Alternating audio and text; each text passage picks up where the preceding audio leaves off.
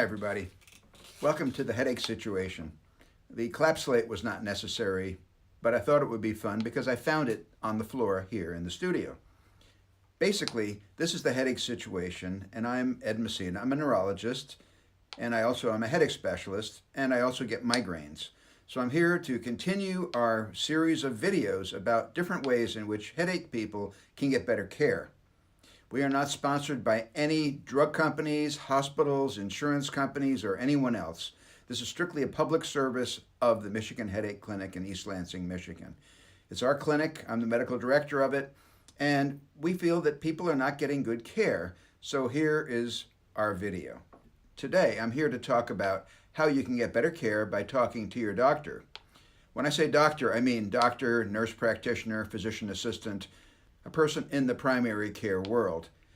They are often at a loss to deal with headaches, so we want to give them a little help in better expressing what our headaches are like.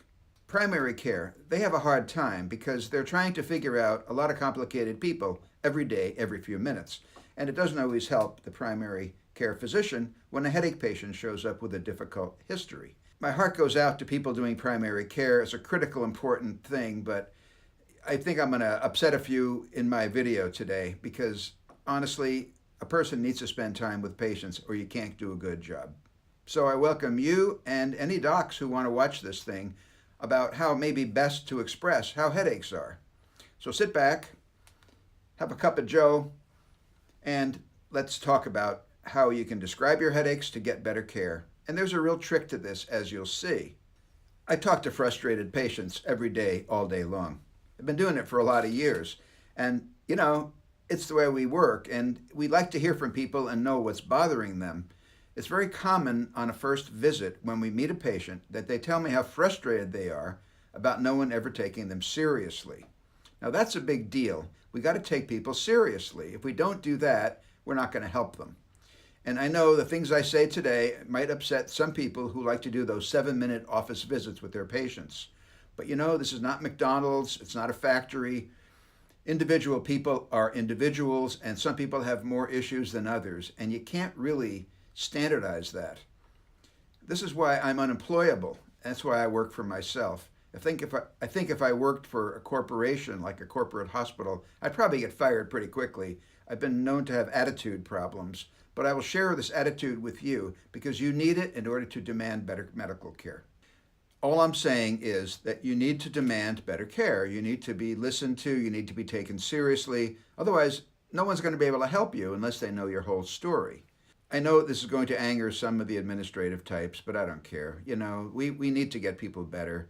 I think it's a luxury to take care of patients in the way that we're supposed to be taken care of. For one thing, I know a business person would probably fire me and all of my clinic because we spend too much time with people, but we don't. This is how you're supposed to do it. You're supposed to spend time with people. A very wise doctor back in the late 1800s named Halsted, he said, "Listen carefully because the patient is trying to tell you what's wrong with them." Well, this is a good attitude, and I try to teach this to younger doctors. I try to get them to listen to that quote because it says a lot. Now, this is a big deal. About 38 million people in the United States have headaches, and 2/3 of them are women. And even more people have tension-type headaches. There's a small subset of people with cluster headaches, which basically will drop you to the ground. It's a big deal, and unless you take a careful history, you're never going to make a proper diagnosis.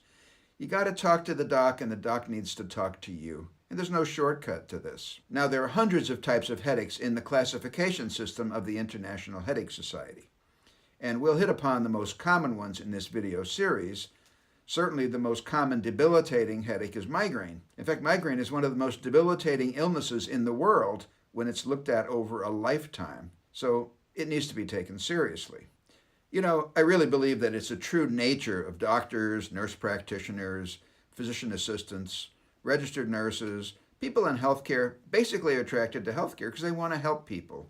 And sometimes along the way they get forced into various situational pressures from insurance companies or managers that they should spend less time with patients. Don't settle for that. It needs to be done right. I know as a physician, it's very gratifying to see people get better. And yes, believe it or not, people do get better with migraines. It just takes time to get the right situation under control so patients can function better. And a lot of this talk today is about function and how to describe your function, because that's what's going to determine how you're treated. Using the tips that I give you in this video, you should be able to better channel your symptoms into a form that is better understood by the physician that you talk to. We'll develop a method here in this video that you can apply when you go to your doctor next time. You know, primary physicians are very frustrated by the complexity of certain patients. It doesn't always work out that people go in and out the door, bang, here's my symptom, here's a pill, next. It doesn't work like that, especially in the headache world. You don't do a good job unless you listen to everything.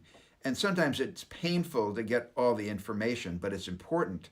You got to shake the tree and see what falls out. Then you connect the dots, as somebody once said, and that's how you get your diagnosis. Part of the trick is knowing what to ask the patient, and not everybody is trained to ask the right questions.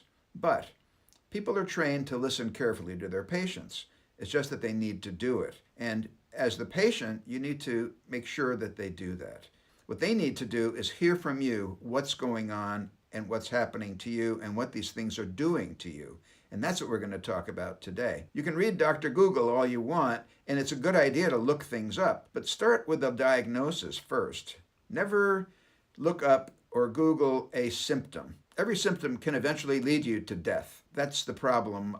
It's not selective. Every symptom is important, but it has to be put in the context of the person. You know, in one person, a headache is a symptom of an aneurysm about to explode, and in someone else, a headache is simply part of their ongoing repetitive migraine problem. So it has to be put in perspective.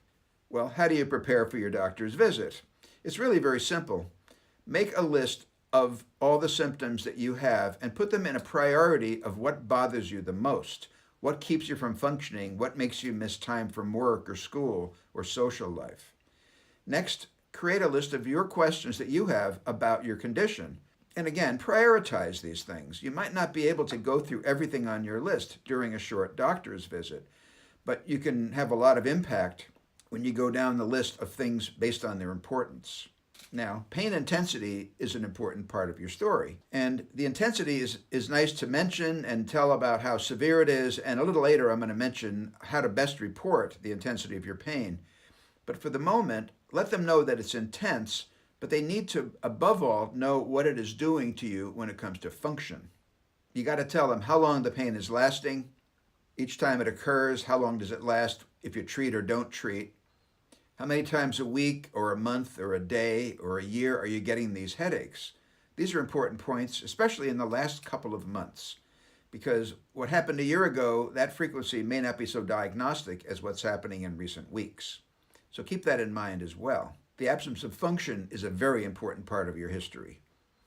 Your intolerance to light or to sound, the inability to sit in a classroom or to sit in an office with bright lights over your head, the loudness of someone even talking to you, the nausea and vomiting which can occur. People sometimes tell me that on the way to work, they'll pull off the road, open the car door, and vomit. Hell of a way to live. But these are the things you got to tell your doctors. These are important, and they have to know the impact on you. You have to somehow convince them that this is worth treating, and it's not just something they could ignore. So basically, first task, make sure they understand the severity and the impact of your headaches. The impact will help describe the severity. That's step one, and they need to ask you some questions, or they should ask you some questions. Don't let anyone interrupt your history and say, "Don't bother telling me anymore. I know exactly what's wrong with you." No, it doesn't work like that. We got to get all the evidence. It's like a police detective trying to figure out a murder. They need to know all the information. Then they decide what's important.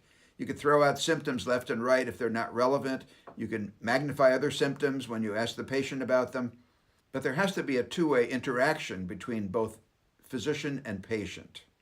Of course, the next step is you're going to ask them, well, what do you think? And they need to be able to tell you back in a short couple of sentences, essentially a summary of the important points as they see it from all the information you've given them.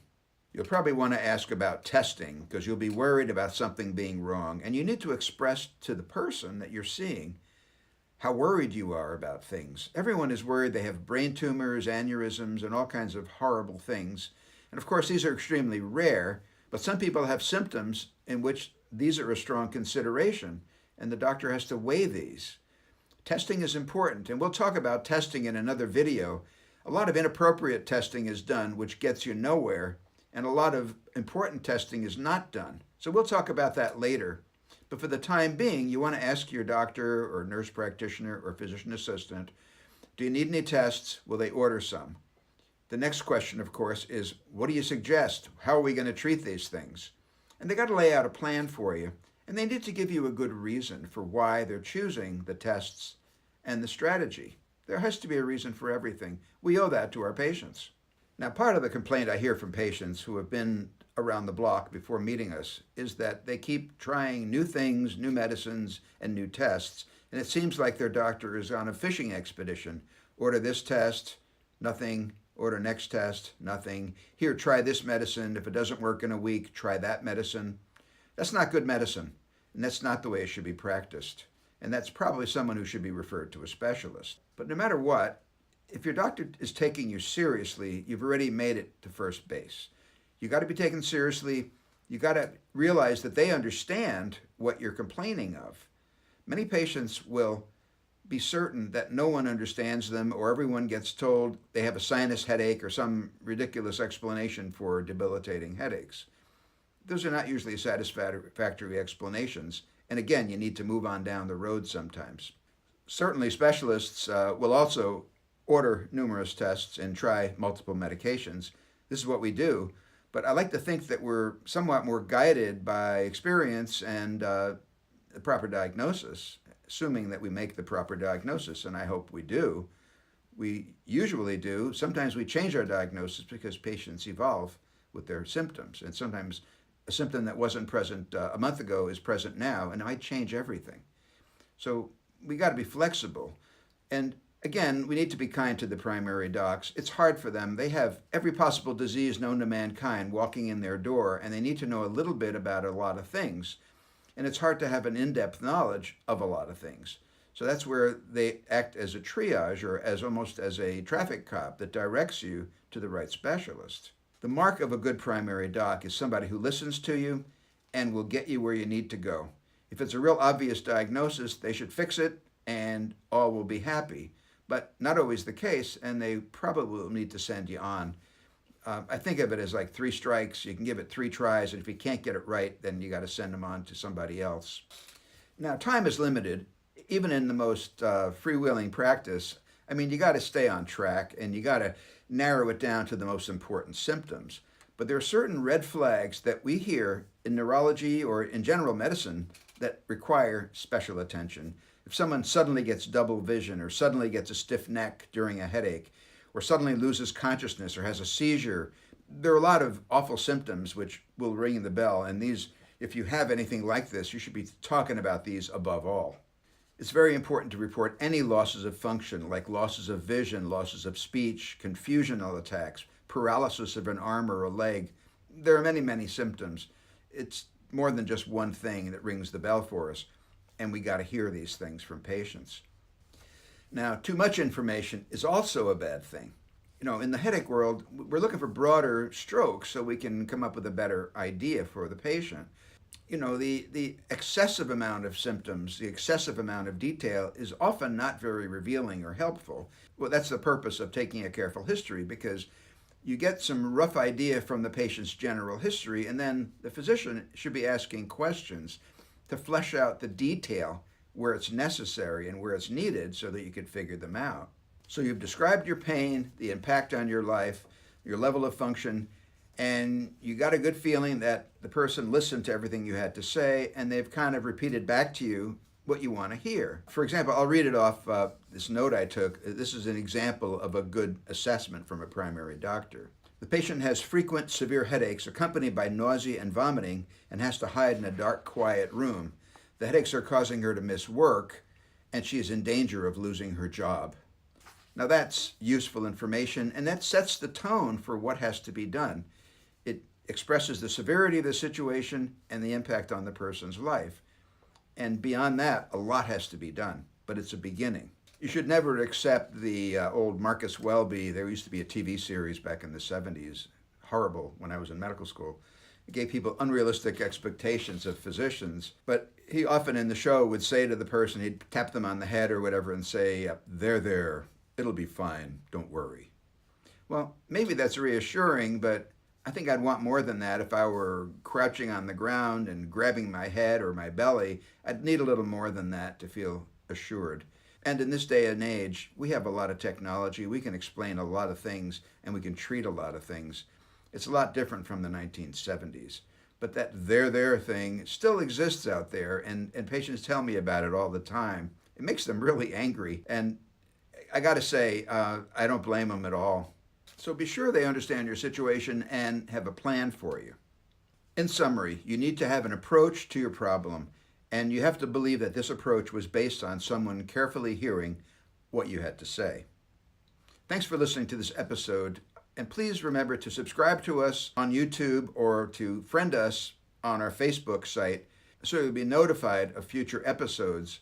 Our plan is to produce many similar presentations to help people through the ins and outs and the labyrinth of things which happen in the headache world. Thanks for listening. We appreciate your sitting through this thing, and we hope you got some information that was useful to you. Please friend us on Facebook and subscribe to us on YouTube, because there's a lot more to come.